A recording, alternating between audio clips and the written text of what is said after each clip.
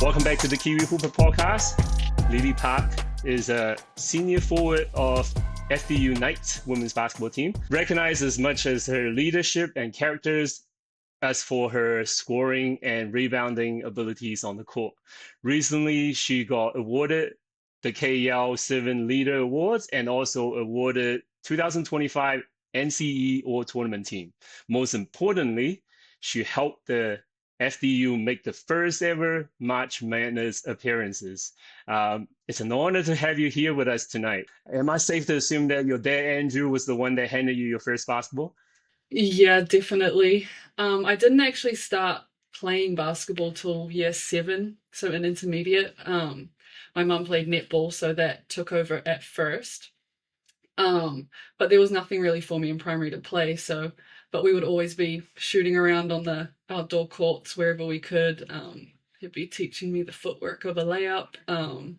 But yeah, always been around it, and just that's where my love for it grew. Your dad played basketball as well at a high level. Do you remember what was his favorite team to watch and who was his favorite player?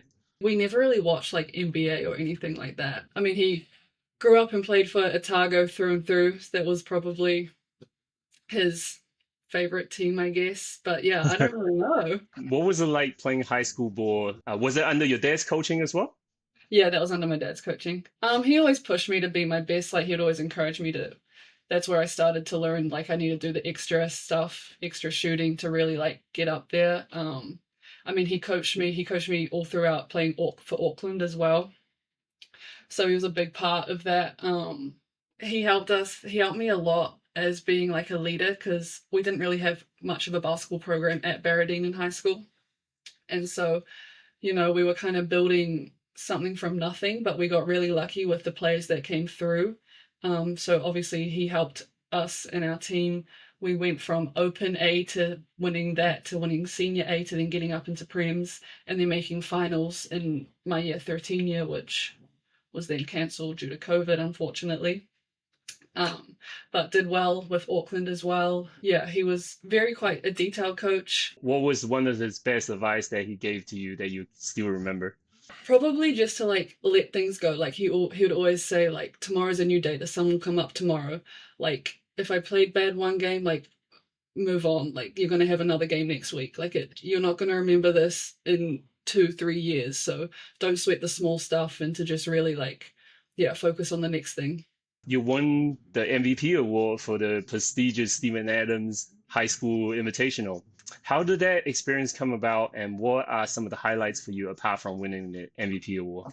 I really enjoyed that. It was awesome to come together with like some of the best players in the country. Being able to know that we're recognized as that is a really cool thing. Play with people at your same level, and I think it was really good exposure to get seen by other coaches overseas and everything. And also, am I correct that you went to a high school in Colorado between Yes, 2019 to 2022, yes, Castleview High School in Colorado? What yes. made you go there, and describe to me what was it like living over there?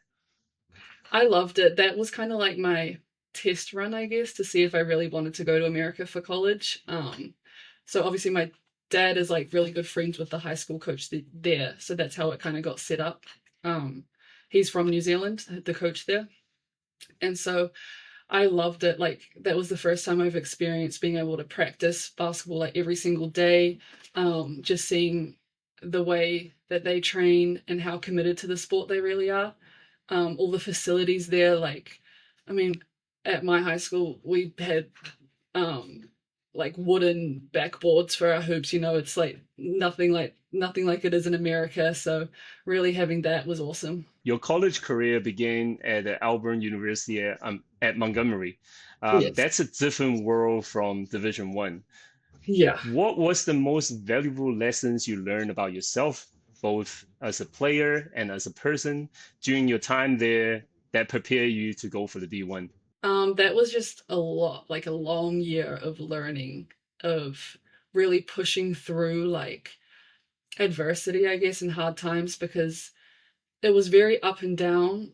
I went through coaching changes, team didn't really like gel that much. So it was kind of, I used it as a time to really focus on myself and my own game, to not really worry about the bigger picture, because pretty early on I knew that I didn't want to stay there.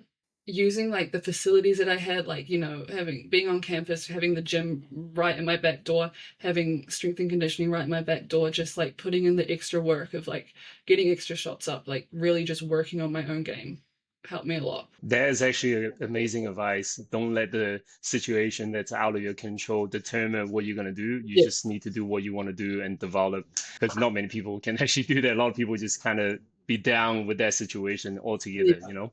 How did you ended up in FDU, and what was the recruitment experience like for you? I transferred, like, went into the portal pretty early on, but honestly, like, I never thought that I would go Division 1. That wasn't really like my priority at all. I just wanted a school and coaching staff and environment that was like right for me. I didn't even really reach out to many D1 schools, but I had Coach Gately, my coach now, just call me up one day, said that she loves to coach New Zealanders. She's had many New Zealanders in the past that she's coached, like Mary Golding and whatnot. So I was like, oh, okay. Like, I really liked her, like her character. I went on a couple other visits to a couple other D2s, one in North Carolina, one in Washington in the West Coast, and um, I was kind of choosing between the one in Washington and FDU.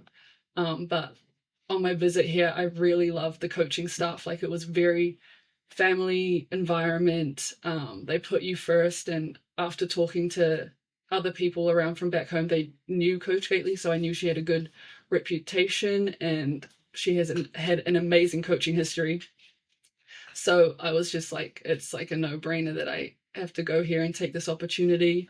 She must have seen something special where other coaches haven't noticed, which is Yeah. great. What was the biggest shock to your system? Was it the speed of the game, or the athleticism, or the day-to-day demand of a D1 program? I think definitely the day-to-day demand, just really, really long days, and the extra work that you're expected to put in. So, like, obviously, how I said in my freshman year, I was putting in extra work, but now that was actually expected of you, and you to do more than the extra work. So, getting up extra shots on top of your individual workouts, on top of your already extra shooting workouts that you have to do, strength and conditioning, extra everything basically, and longer practices, more intense film, like a lot more detailed, knowing personnel, all of that stuff. So it really like shock to the system of how much IQ you need for the game. There was a record number of players entering the transfer portal last season. What Hmm. makes you stay in where you are right now, and what are your thoughts about the portal? My environment of my coaching staff and my team, like, I think that was a massive part of why we were so successful last year, was our team chemistry, like how much we really get along with each other, like off the court just as well as on the court. I feel like I couldn't find a better coaching staff that I'm comfortable with, like I have now. Yeah, I'm so comfortable with them, can talk to them about anything. They're so personable, and I think one of the biggest things about my coach is that she makes relationships for life. It's not just about basketball. Like, she's still in contact with so many of her old players. One of my teammates is the daughter of a player that she used to coach in college. It's really cool to see that and have that. What was the most hostile environment that you've played in? And describe for the audience what is it like playing that kind of hostile environment. We've played some pretty big teams. Playing against Iowa and Caitlin Clark was crazy.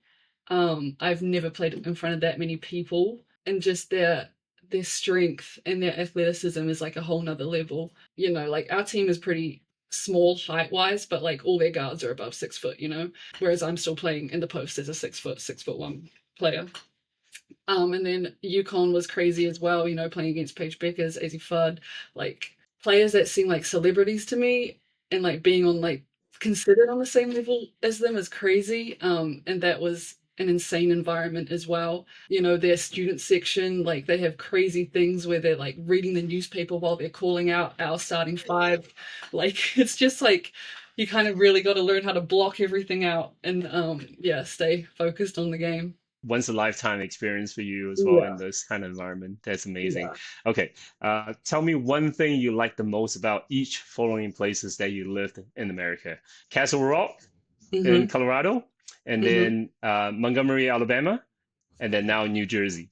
Castle Rock, I think the scenery of Castle Rock was really cool. Like you can see all the mountains and everything on a way. Like obviously I was there over winter, so it's so pretty with all the snow on the mountains. I loved that about that. Alabama, Montgomery, being close to Auburn University and getting to go to an Auburn football game, that was insane. Never seen Mm, anything like that. Here in New Jersey, being so close to New York, I love. We're only a 20-minute drive into New York City. So that's like amazing to have. And, you just step out, go there, and you feel like you're in a different country almost. yeah. And it's just like a little vacation away from campus almost. So you mentioned Alabama. One of our Kiwi Hoopers are balling over there right now. Your teammate that was in the Tour Friend Japan tour. Describe that experience to the audience. What are some of the lessons you have learned from that Tour Friend Japan tour that you were in? I loved being able to get that opportunity to go on that Japan tour, being able to play like under the New Zealand jersey with those type of players. I never thought I'd get that opportunity that quick, but I think it was just a lot of learnings for me of where I need to be. Specifically like my positioning. So just really learning if do I want to be a 3 or a 4. Like it's a lot different to the college system. The 4 is needs a lot more guard skills, like bringing up the ball and stuff like that. So really like it really helped me to learn what I need to work on to be able to play at the international level. What was a fear that you overcome and how did you do it? Honestly, like playing at the Division 1 level, that was almost a fear. Like I thought I was never good enough to, but just trusting in coach, she's really helped me build my confidence, being able to believe that I can be there and that all I need to do is just do my job. Like don't overthink it. I don't have to be the top scorer. I don't have to be all this and all that. Like I can just like really do my role, do the little things, and that'll get me places. What is one song that you heard recently that you're really into? Mm. I've been on an obsession with Olivia Dean. I don't know if you know who that is. Yes, I do. Nice. The what's the name of it? Easy to Fall in Love or something. I Oh don't my know. God. That song is on my phone on heavy rotation at the moment. Yeah. Literally. Yeah. Yeah. Now she's a great vocalist for sure. That's a Yeah. great song. Love it. Good pick. What is a piece of advice that you received that you initially ignored but later realized was absolutely right? One that my coach says a lot is be where your feet are. I think I never like I always heard it and like was like yeah like I'm where my feet are, but like not I didn't really truly understand it in a sense to really like be in the present moment, and to not worry like to be able to block out all other factors that are going on like in your life. Like she's really taught me how to go into practice, step on that court, and nothing else matters. Like that's probably the biggest thing. Perfect. What is a hobby that you picked up during all your travels between the states? Hmm. I mean, I've always kind of been into it, but reading, like I love to read, like on the bus, on away games, like that's what I love to do. It relaxes me. Yeah. Well, that's a blessing that you don't get dizzy during the traveling reading books. Yeah. No, I don't. Excellent. All right. We got a question from our last guest of our podcast. So the question is, What advice would you give to yourself if you had all of the knowledge that you have now? Advice would you give to your younger self if you knew everything about the league that you're in or college basketball that you're in? Kind of what I've been talking about, to just believe in myself.